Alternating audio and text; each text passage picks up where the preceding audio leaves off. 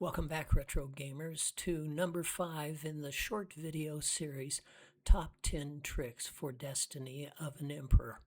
In this video, we're going to be talking about the Gullwing, and it's a pretty straightforward item to use, but there are a couple of little tricks that you want to keep in mind when you're using them to minimize your frustration level. So in this particular scenario, we're on our way to Nanyang Castle. We're at Chang'an. We could choose to march all the way to Nanyang and fight along the way and get stronger, which is normally my choice. But in the interest of advancing the game, we decide to transport directly to Nanyang.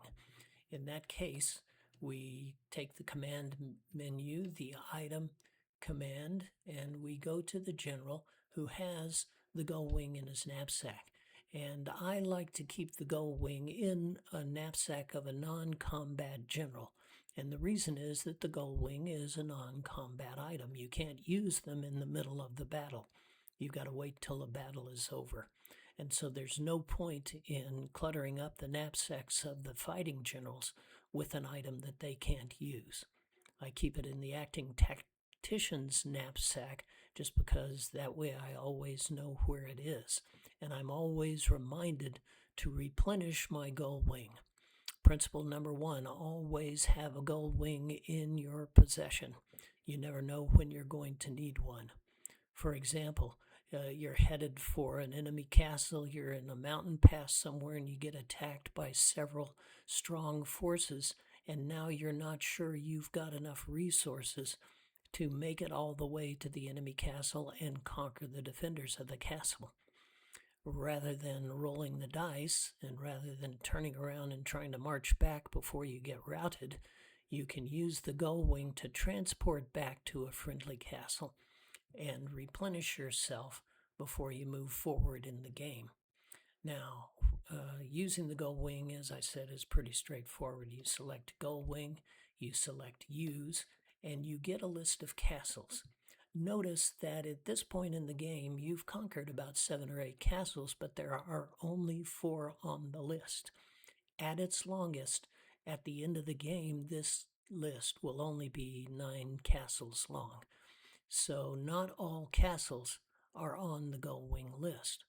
There's another important principle as well, and that is that not all castles on this list have Gullwings available. So let's say, for example, that you use your only Gullwing, you transport yourself to Chang'an Castle, you go immediately to the merchant to replenish your Gullwing, and you find that Chang'an doesn't sell Gullwings. So now you're faced with a long march to get to your next Gullwing. That's an important principle to keep in mind, and that will minimize your frustrations. Now, there's one other item that I want to talk to you about in that video, and that is that the first opportunity you have to use a Gullwing is when you get to Yangzhou Castle. At this point, you have just conquered Lu Bu and persuaded him to join your team. And if you've already got 7 generals in your battle group, then how are you going to get Lu Bu on your team? Yangzhou does not have a headquarters. So at that point, you can transport yourself with the Gullwing back to Shuzhou Castle, get to the headquarters, get Lu Bu on your team, purchase a new Gullwing, and transport immediately back to Yangzhou Castle. So that's your first opportunity to use the Gullwing. That's it.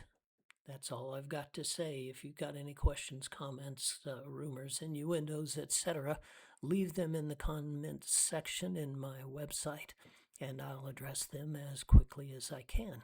Look forward to talking to you. In the next video, we'll discuss how to find the trident, which is, for this level of the game, one of the most powerful weapons you will have. Thanks for watching. Look forward to the next one.